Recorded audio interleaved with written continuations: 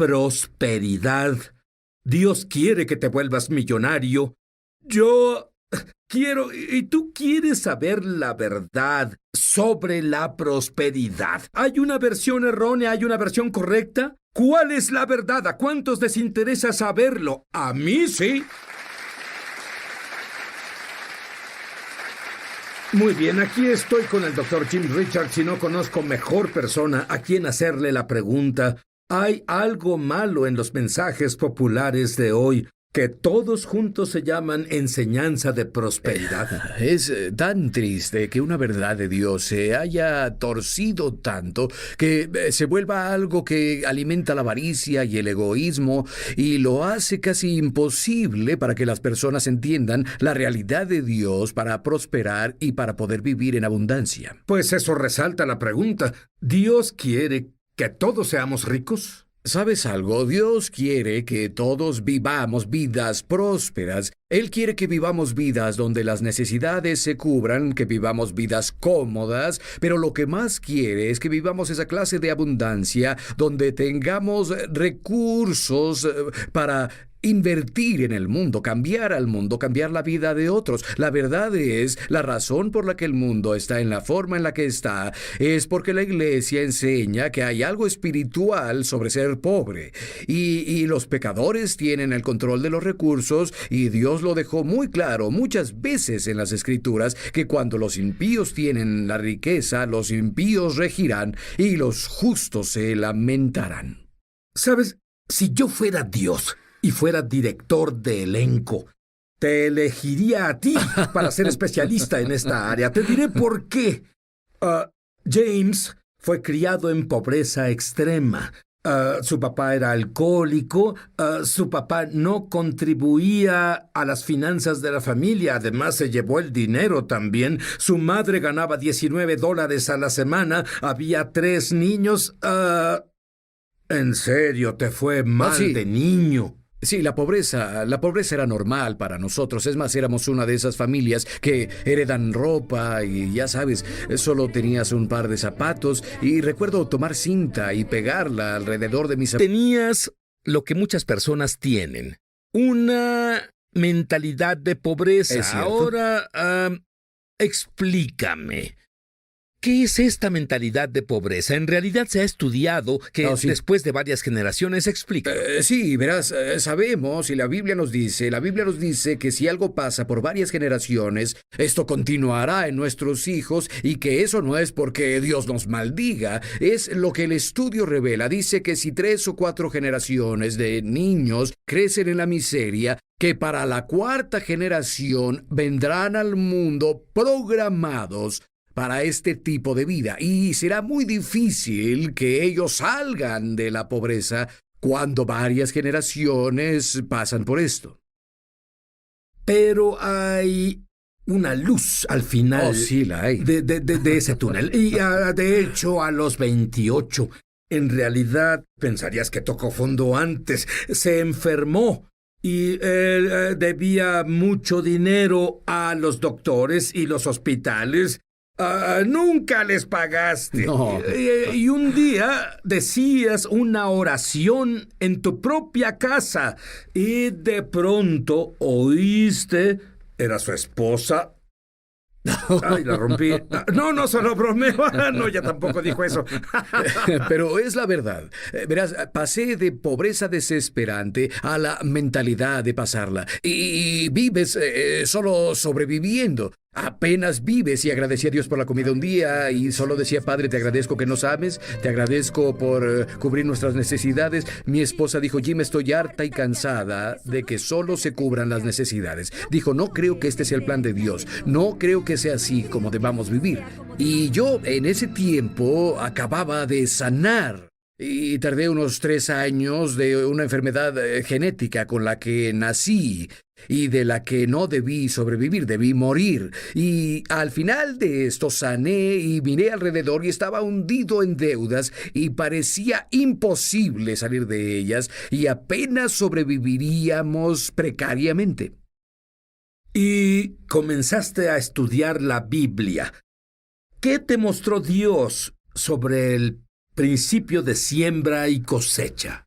Bueno, verás, lo primero que entendí sobre la siembra y cosecha es que la siembra y cosecha no es algo externo. No es como voy a dar algo y Dios me va a dar algo a cambio. Y eso es parte de este esquema de riqueza que se nos ha presentado y es inapropiado, si quieres. No es que vaya a forzar a Dios. La siembra y la cosecha es sobre algo que pasa en mi corazón y que yo lo invierto desde mi corazón generosamente y al desarrollarme donde el amor me motiva e invertir en el mundo e invertir en otras personas, cambia algo dentro de mí que me da la capacidad de recibir, o no solo de recibir, la capacidad incluso de percibir las oportunidades de riqueza.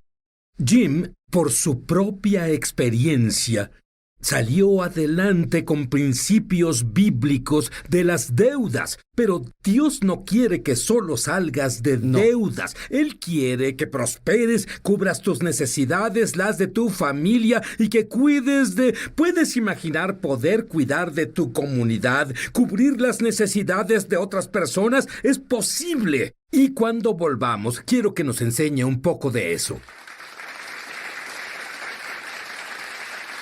Explica. Sí, lo primero que Dios dijo al hombre fue: sé fructífero y multiplícate. Fuimos creados a semejanza e imagen de Dios y estamos diseñados para regir y reinar en la vida como reyes, y no debemos ser como plebeyos, debemos ser como reyes. Y una de las cosas que descubrí es que el primer lugar para iniciar es en realidad su voluntad. Esto es lo que en realidad Dios quiere, y comencé a ver que la Biblia dice: Dios se complace en la prosperidad de sus siervos. Comencé a ver todas esas promesas. ¿Y por qué es que hoy... si alguien está en el ministerio o es un cristiano firme, no debe ser próspero, no debe tener una gran casa? ¿Por qué? ¿Por qué esa mentalidad si es que originalmente debíamos ser bendecidos? ¿Sabes qué? Existe, esto es un engaño del mundo por parte del padre de todas las mentiras que se tejieron a la cristiandad a través de la historia. Y cuando estas mentiras aparecen en muchas formas, tratando de robarnos lo que Dios nos ha dado en su palabra a través de la obra final de Jesús. Y así tú ves estas mentiras manifestarse de dos formas. Las ves manifestadas en un concepto extremo de avaricia y complots de riqueza y toda clase de cosas. Pero luego está el otro lado de eso, donde hay algo espiritual sobre ser pobre, algo... Un aspecto que está... Es que el diablo trata de atraparnos de todas formas. Sí, así es. Él nos dirá cada mentira que posiblemente nos atraiga, pero la Biblia dice que la pobreza es la destrucción del pobre. Hombre, cuando eres pobre, tú no tienes tiempo para Dios, no puedes cuidar a tu familia, estás luchando, estás bajo presión y en realidad es una forma de tentación. Cualquier cosa, de acuerdo al significado de la palabra griega para tentación, cualquier cosa que causa que me desvíe, es algo que trata de seducirme a comprometer mi vida. ¿Es la pobreza una maldición? Sí, lo es. La Biblia es muy clara. La pobreza es una maldición de la ley, y eso nos lleva a la siguiente fase en mi jornada. Y descubrí que Jesús me liberó de la maldición de la ley. Y tú ves eso y dices: bien, y recuerdo decir: ahora Dios, sé que esto es cierto, sé que esta es tu verdad, pero no experimento tu verdad. Es que, en otras palabras, fuimos programados para el éxito con Adán y Eva, y luego vino la caída. Sí. ¿Qué pasó? ¿Nos reprogramaron de forma errónea? No nos reprogramaron, nos condicionaron. ¿Sabes que la mentira más vieja que Lucifer trajo al planeta Tierra fue que Dios no es bueno? Él no es alguien en quien confiar. Él no es alguien que hará cosas buenas por ti. Necesitas iluminación, y tú puedes hacerlo independientemente de Dios. La mentira más vieja del mundo. Tú hablas sobre... límites, fronteras imaginarias que nos limitan. Explica eso. Cierto. La Biblia dice en el libro de Proverbios, capítulo 4, verso 23, dice: guarda tu corazón sobre todas las cosas que guardes, porque de él manan los asuntos de la vida. Esa palabra asuntos pudo ser traducida como fronteras. Y lo que eso nos dice que todas las limitaciones en la vida, tal vez creemos que ahí están, tal vez creemos que existen por la economía, creemos que existen por las circunstancias, creemos que existen por las personas que se nos oponen, pero la verdad es que las fronteras se determinan por lo que crees sobre ti mismo. Y descubrí que yo acepté una definición de mí mismo que se basaba en lo que fue mi vida. Y yo tenía que ver la palabra de Dios y decir, ¿quién dice Dios que soy yo? Y comencé a conectarme con el Jesús resucitado y a que soy una nueva creación. Cuando tú te conectas con el Jesús resucitado y te das cuenta de que las promesas de Dios, todas las promesas que Dios le ha hecho son para ti, cuando estás en Jesús, esa frontera se expandirá. Esas limitaciones van a desaparecer. ¿Sientes que has tenido limitaciones? Porque viniendo de donde vienes, teniendo ese pasado, es más, no podías estar económicamente peor que como estuviste. Me tienes que decir cómo fue que cambiaste todo a tu favor. Verás, este es Dios trabajando en tu corazón. Sabes, yo te diré algo. Cuando mi esposa y yo comenzamos a ver estos principios bíblicos, descubrimos que hicimos lo mismo con la pobreza y la enfermedad. Yo tenía una excusa para estar enfermo, nací con esto. No hice nada para que me pasara, es algo que genéticamente pasó. Y cuando tienes una excusa para algo, te justificas y vives con la excusa. Yo hice eso con la enfermedad. ¿Sabes qué? Descubrí que veía mi vida y decía, pues tengo estas facturas de doctores, no hice esto, no hice nada malo, no desperdicié mi dinero, no fui deshonesto. Pero ¿sabes qué? Era una excusa. Porque permitía que mi circunstancia definiera lo grande que podía ser Dios. Quiero decirte algo, Sid. Nos hincamos en el pie de la cama y nos disculpamos. Tenemos que pasar por eso. ¿Hay algo que podamos hacer para prosperar en los últimos días o es algo inevitable? Bueno, Isaac sembró en tiempo de hambruna y la Biblia dice que cosechó increíblemente. Y la Biblia muestra a José, Daniel, todas estas personas que prosperaron en situaciones donde debieron haber sufrido. ¿Y sabes qué creo? Creo que cuando los tiempos son difíciles, Dios hará que los creyentes brillen. Sí. Y será tanto el contraste. Así es. Que todos querrán ser creyentes. Cuando volvamos, quiero saber más sobre esto. Primero yo. Mío. Dime sobre la gracia de la generosidad como opuesto al egoísmo. Es algo fenomenal y queremos que nuestra prosperidad sea algo que aumente nuestra vida en todos los niveles, no solo financieramente. Y muchas veces cuando las personas comienzan a ver la prosperidad, se trata de obtener más, se trata de tener más. Y Pablo dice... Él dice, así como abundas en la palabra, en la ciencia y en todas estas cosas, abunda también en esta gracia. Y él habla de la gracia de dar. Y cuando comencé a leer la palabra de Dios, descubrí algo tan fenomenal. Y es la gracia, es esto, la habilidad de Dios que trabaja en todos, que nos hace fuertes. Es lo mismo, es una terminología diferente, es lo mismo que decir que el Espíritu Santo trabaja en mí, es lo mismo. Pero la gracia es como una moneda de dos caras. Solo puedes tener la gracia, la capacidad de recibir lo que seas capaz de dar. Y en realidad no estaba interesado en ser rico. Estaba interesado en cuidar a mi familia, servir a mi familia. Te digo, estaba interesado en invertir en el mundo, alcanzar el mundo para Jesús, para dar ministerios y ayudar a otras personas. Y así buscaba a Dios por la capacidad de regalar cosas. Y lo que comenzó a pasar es que comencé a tener la capacidad de reconocer y moverme en esferas de éxito y prosperidad en las que nunca me moví. Es más, Dios me mostró cosas que en el pasado habría desechado. Y Él me las mostró, caminé a ellas y ¡bam!, prosperé. Ampliaste tus fronteras. Es exactamente eso es lo que hacías. Esas fronteras, y debido a cómo la gracia trabaja en mi corazón, solo puedo funcionar si creo en la verdad, y esa verdad siempre expande mis fronteras. Que un contador había desfalcado mientras estaba fuera del país cada centavo que teníamos. Y una situación de desfalco típico. Nunca recuperas nada porque ya lo gastaron, lo usaron en algo. Y nosotros veíamos esto y, bueno, esto es tremendo. Y particularmente no fue hace tanto. A mi edad pierdes todo y comienzas todo de nuevo. ¿Sabes qué? Y solo orábamos y servíamos a las personas, como siempre, y no lo hacíamos para recuperarlo. Y la verdad es que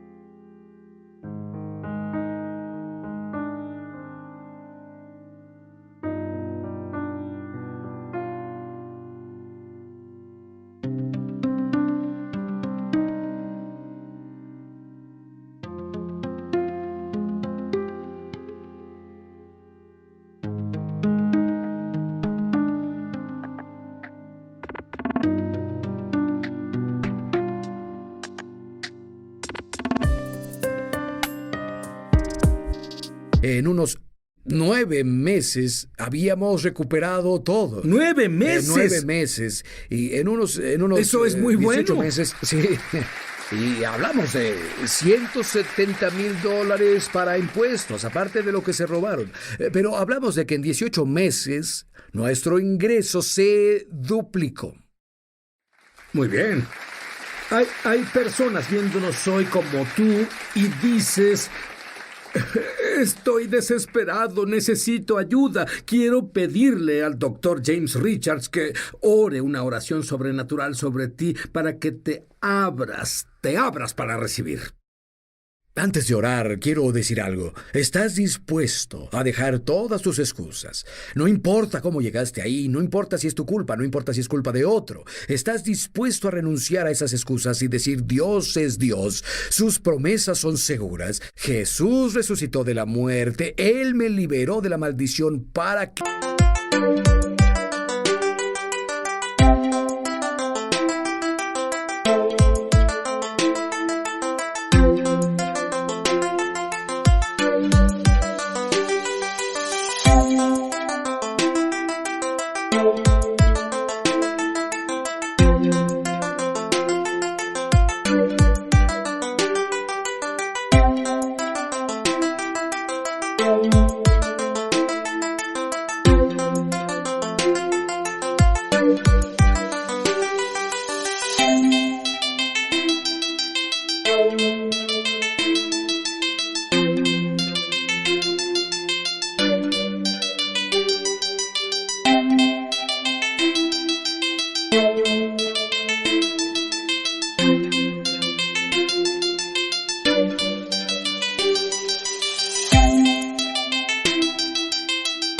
¿Qué pueda hacer esta jornada? Si tomas esta decisión, estás listo para recibir. Padre, en el nombre de Jesús, declaro vida, declaro bendiciones. Señor, te agradezco que el corazón de estas personas que escuchan estas palabras comience a explotar con una nueva capacidad, nueva esperanza, nueva actitud para creer en ti y caminar contigo en este camino de provisión. En el nombre de Jesús. Algo sobrenatural acaba de pasarte. Yo quiero que estudies tu Biblia en lo que Dios... Esto es exactamente lo que James hizo cuando fue desafiado por su esposa. Estudia lo que Dios te dice. Mételo a tu corazón y luego hazlo. Pero asegúrate primero de que Jesús sea tu Mesías y Señor. Es cierto. Asegúrate de arrepentirte de tus pecados. Dile que lo sientes y que crees que la sangre de